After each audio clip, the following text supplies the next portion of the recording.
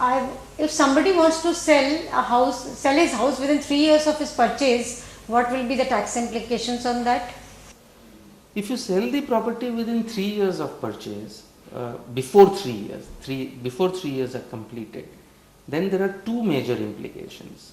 One, assuming that the sale price is higher than the cost price, the difference will be charged to tax as short-term capital gains at the normal rates of income tax. So and there is no way you can shield it against by investing in something else.